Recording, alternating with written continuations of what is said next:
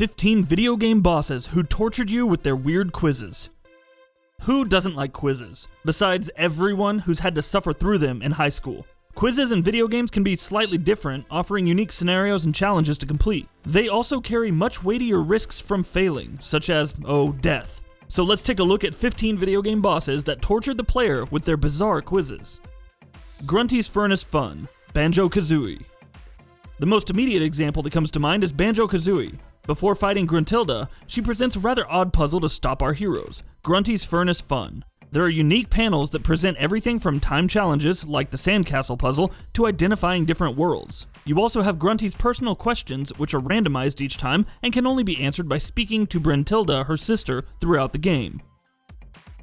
Dr. Quack's Quackfire Quiz, Yooka-Laylee. As the spiritual successor to Banjo-Kazooie, it only makes sense that Yooka-Laylee would have some kind of a quiz. Dr. Quack's Quackfire Quiz actually pops up in between different worlds and tests your knowledge of the same. It's all fairly straightforward. You have 3 lives and you must score 10 points to advance. But Dr. Quack's responses, like asking if you want to phone a friend, are definitely fun. Bowser's Survey, Paper Mario 64. Bowser has tried almost everything to defeat Mario. Paper Mario 64 marks one of his better efforts, using the Star Rod to turn himself invincible. However, after Mario defeats Tubba Blubba and frees a Star Spirit, Bowser tries something different. He asks Peach about Mario's fears. The player is in control here, and you can choose to lie, providing some useful items through Shy Guy's toy box for Mario to use.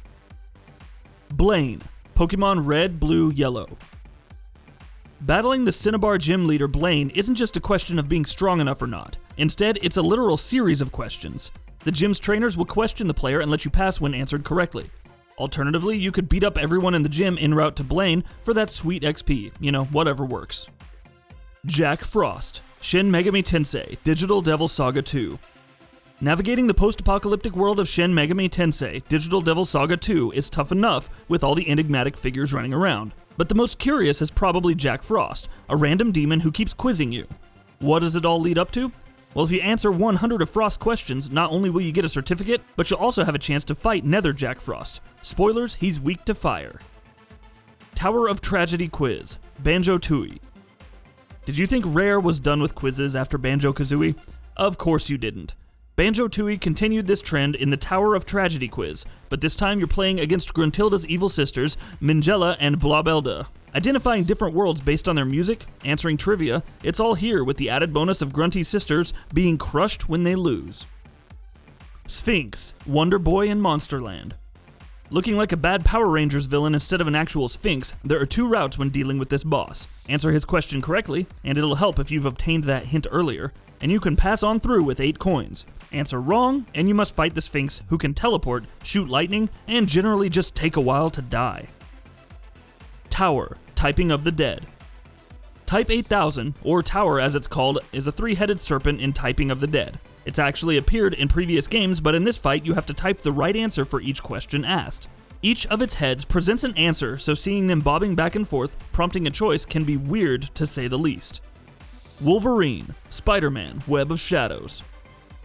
Though eventually becoming an ally to Spider-Man in Web of Shadows, Wolverine starts out as a special boss fight. Eventually he'll try to quiz Spider-Man on various events, like our hero's first time wearing the black suit, or the names of his parents. These answers actually carry long-term consequences, determining the ways that Spider-Man stops Wolverine after the latter's infected by a symbiote, so choose correctly.